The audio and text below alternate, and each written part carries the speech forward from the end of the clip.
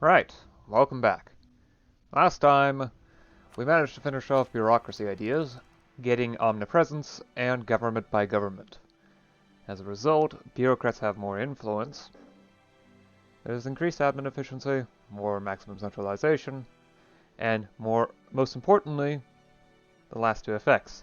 Clan power now reduces by a small amount yearly, minus 0.2%, and state reach interactions have plus 50% impact. So I get more state reach from expanding the bureaucracy. In fact, I started that right before the end of last session, so I don't need to touch that for a while. Although there's something I'm interested in, actually. Supposedly, this should last for 10 years. However, I've never really 100% checked. It only lasts for 5 years. Okay. It's supposed to last for 10, but I guess most modifiers are set to last 5 years. A bit sad. Yeah, I probably should also do something to support them. None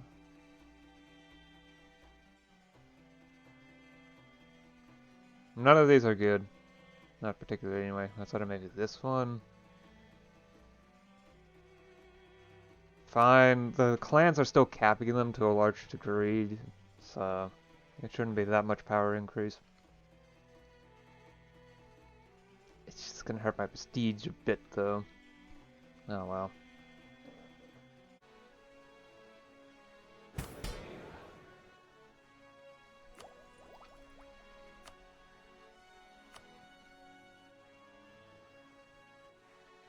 Right, I probably should check tech levels. The Ming should actually have most of the techs outside of commercialization. Yeah. Well, I mean institutions outside of commercialization. There's also so casual literacy. One of the following must be true. The year is at least 1500, or any country has admin tech at least 21. Yeah.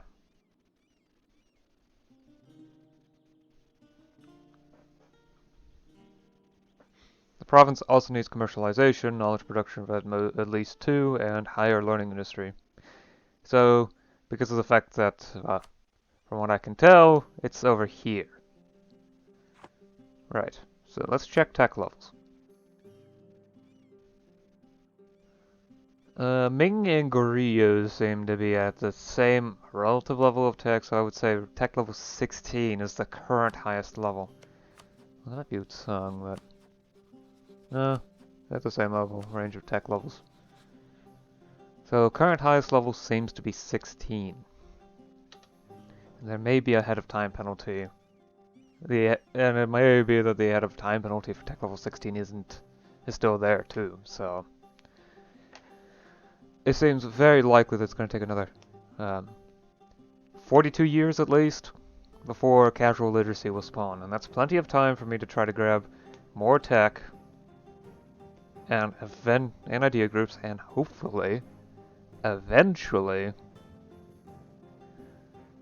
commercialization. However, in order to get commercialization, I need to have commerce rate of at least 7 for it to even spread. In order to invent it, I need commerce rate of at least 8. Additionally, you need a lot of burger power, so... Well, burger power of at least 40, peasant subsistence at most 60%, and trade value of at least 5.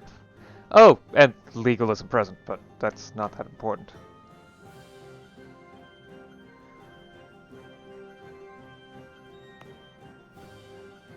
Let's see, how much trade power does this province have? 4. Oh. That's not good.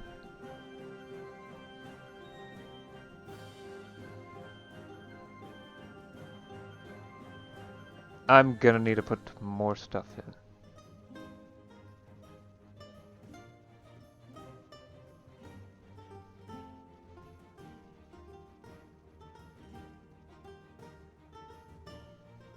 Yeah. I'm gonna have to look up what affects trade power, but that's not important right now. Anyway. In order to increase commerce rate, which is currently level 6, so I want to get to at least 8. I can actually check the effects somewhere. There we go. Commerce rate. In order to raise it, I would need either trade ideas or plutocracy ideas. I'm not a republic, so I can't take plutocracy ideas, so I need to take trade ideas. Trade ideas are a diplomatic group. Green. Right here. Thing is, my initial 2 idea groups are both Diplo. So I need to grab another idea group. I'll probably grab military ideals so that I can get to admin tech 16 as soon as possible in order to get, finally, trade ideas. In fact, there's a lot of buffs to trade power that can probably get me, well, provincial trade power plus 10%. Woo! Yeah. After that, well, every one of these requires either trade ideas or plutocracy ideas. This needs metropolitan influence. This needs 40 state reach. Well, either 30 burger average power and 40 state reach or 30 metropolitan influence. This requires 25 burger average power and 30 metropolitan influence. Average power is, in fact, 43%. Then free commerce, so 30 influence. And then this one needs 60 state reach, 30 influence, and global trade. All of these increase base consultation, improve commerce production, and once we leave sanctioned merchants, well, sanctioned merchants actually gives nobles extra wealth from burger commerce income, and these give varying levels of state reach income, well, of burger commerce income to local tax based upon state reach. Although commerce law is the best one for taxation, corporate role is probably something I should try for because it gives the best commerce production. So my burgers are capable of doing more with less. Yada yada yada. Let's get going again.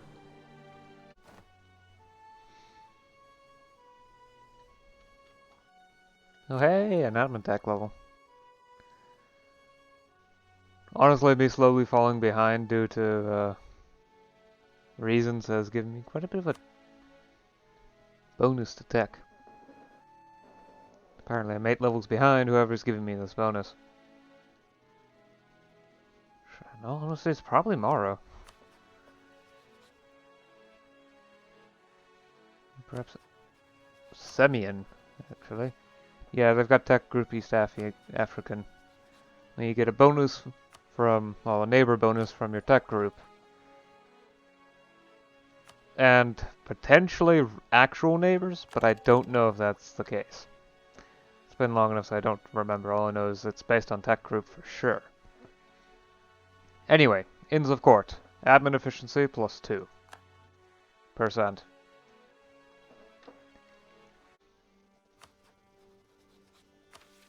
Average overseas autonomy has dropped to 80.55%. It just keeps decreasing because my centralization and my legitimacy are both improving. Excellent. Alright, let's see.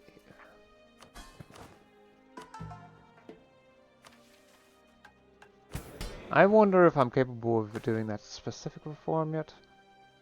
No. It has to be 80. Exactly 80. No more. Or lower. Problems of 80.33, I think? 80.559.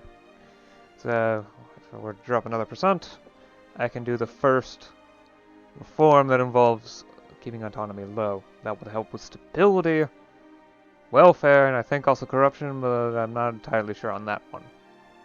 Definitely stability, though. Of course, I will drop stability after doing this. So I still need to be careful. Actually, something I can... Okay, that's probably not a good idea. collecting no taxes. No. I'm not doing that. Okay, I do need to figure out how much of my how many of my life needs are fulfilled across my lower class population. Or, well, across my population period. Because if I can figure that out and ascertain that yes, almost all of them are completely full, which so far seems to be the case, then I can choose to provide a grain dole, fulfilling the life needs of everyone. However, if everyone has their life needs fulfilled, it's basically for free. Free stability.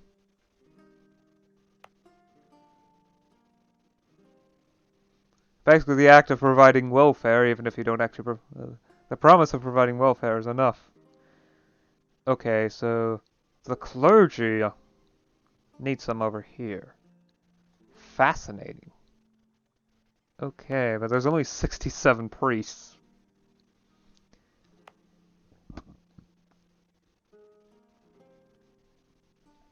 They're the only ones within my population, as far as I have seen, that need it, so... and supposedly it's for the commoners.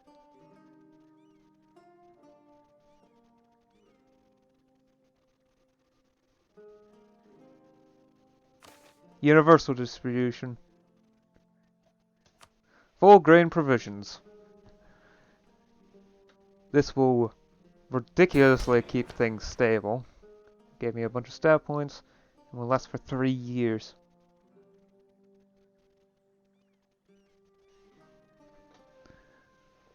Of course, full subsidy of all grain costs. I may just be replacing all their food.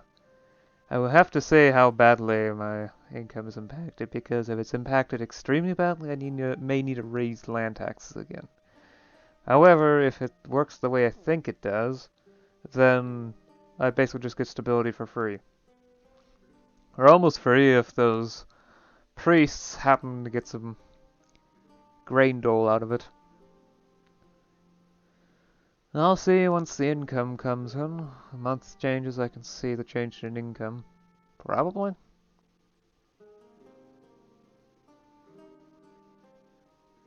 I'm not sure, actually. The realm expenses may not update. Or they might actually update. I honestly have no clue.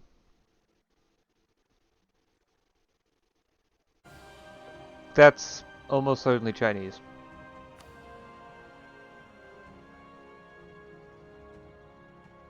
Should be visible on the trade map.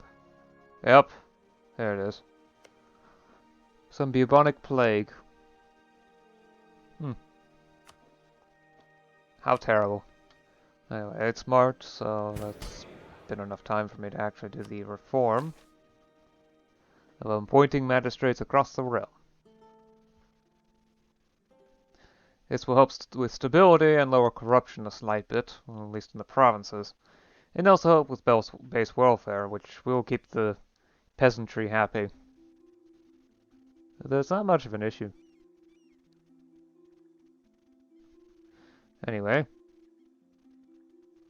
this will increase bureaucrats' corruption, well, the general corruption of the bureaucracy, lower estate loyalty, and lower relations with all elites and bureaucrats in the state, and it will cost 1 stability. I'm gonna earn that back soon. Especially with the improvement to stability. Still a bit of separatism left there. But, that's also a reason why average autonomy is reducing. The separatism in Mombasan and Kilifi are now low enough to no longer have autonomy stuck at 100%. It's just a little bit more, I can upgrade even further some other stuff, especially, most importantly, provincial administration. Yes, that really is extremely important. Here it is. I need If I can get it to below, well, at or below 75%, then I can immediately do this. Although it's probably not going to come easy. It will increase admin efficiency, lower global autonomy, increase yearly state reach gain, and sadly increase administration costs, but a better administration is going to do that anyway.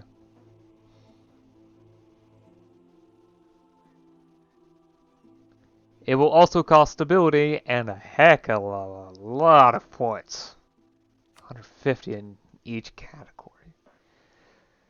However, that will make taxation that much easier because autonomy across the realm will reduce. And that's really the most important thing.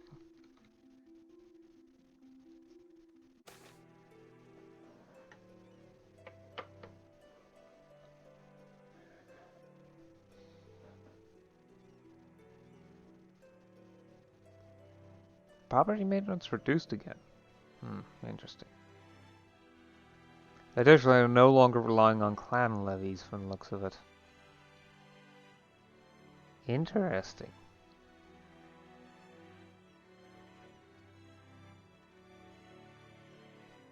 Oh, production efficiency has improved. Interesting. Maximum resources size plus 2.5%. Ooh, and plus 1% urban production efficiency. Heh heh. Oh wow, level 52 does 5%. Plus 5%.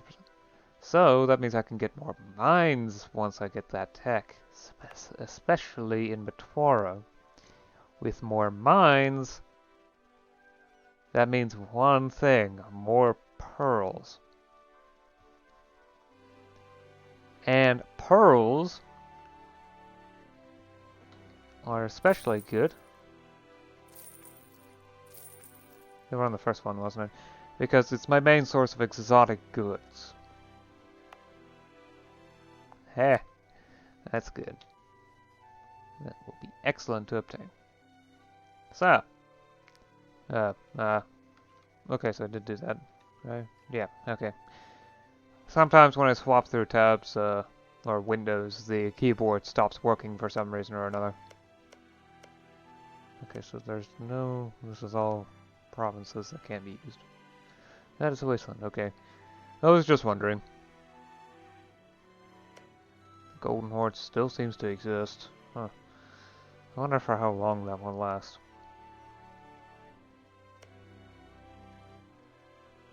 I don't see Novgorod's name, though. Oh, that's because it's centered on this province. Yeah, it's too small to see. Okay. So, I went ahead and I'm beginning preparations for casual literacy, although I can't do anything about it until I get commercialization. So, I'm doing the best I can to get to commercialization as fast as possible. Although, I may actually...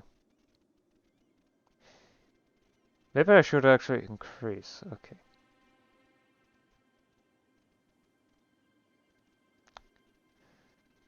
I'm gonna have to think about that.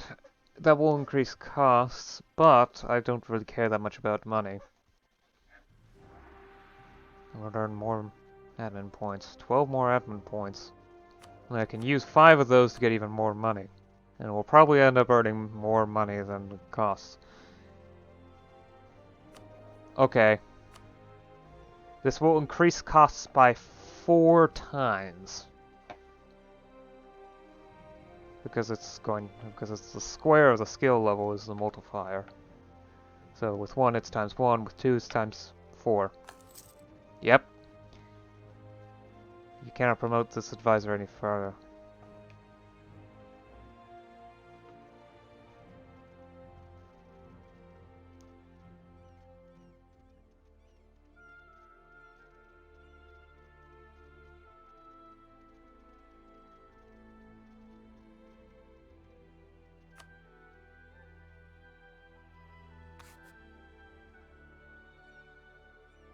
Okay, so I can't see the actual effects on corruption. It's probably increased, or that number hasn't changed. Or has not come into effect yet. It may take some time for things to happen.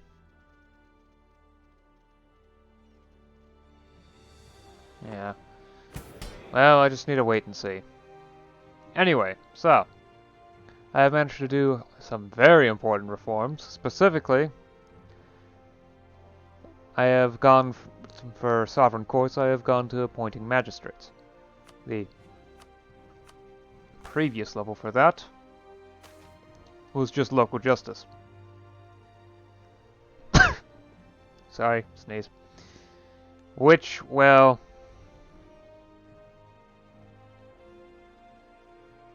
yeah. Local justice would basically be that the central government has no influence on law whatsoever. This makes it so that stability increases a bit faster, and, well, a slight increase to base welfare, and improved corruption, provincial corruption, which is my corruption has spiked again. It's just great, isn't it?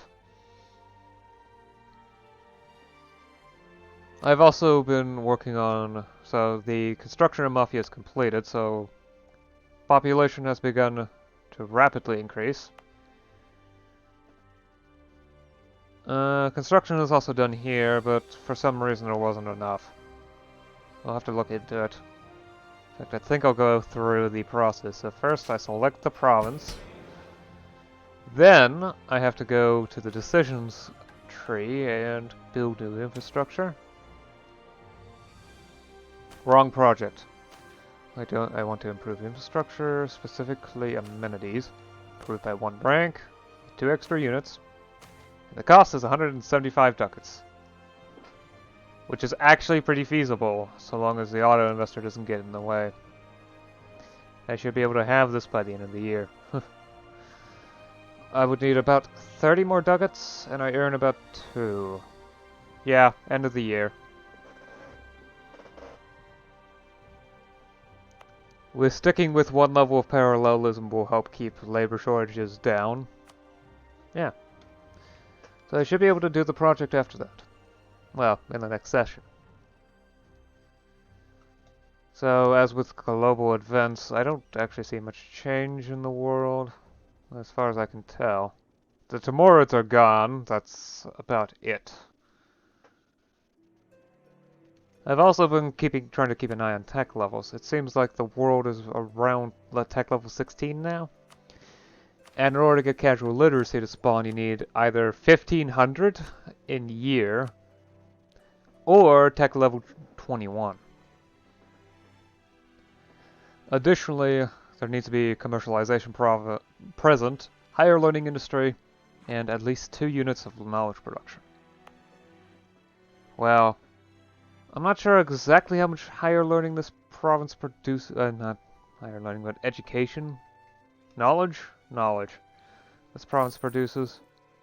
So, 0.14, okay, so this province produces about 2.5 knowledge. So if I get the invention requirements for the province of Mizizima, then I should have enough. I could also check my other provinces, like here, 0.588 and 0.6. Not enough. So Zanzibar does not have enough to produce, well, it does not produce enough knowledge for that institution itself. It does have enough for a minor center of learning, though. So does my capital. It used to be more, I think, but guess not. Dominant center of production, highest level. Minor center of trade, and largest city on the subcontinent. I think I did a recent investment into commercial in order to try to get more trade power here. I need to see how trade power works exactly, because I didn't take... because I need to look it up. Anyway. I've gone on for long enough. I'll see you again next time. Until then, bye.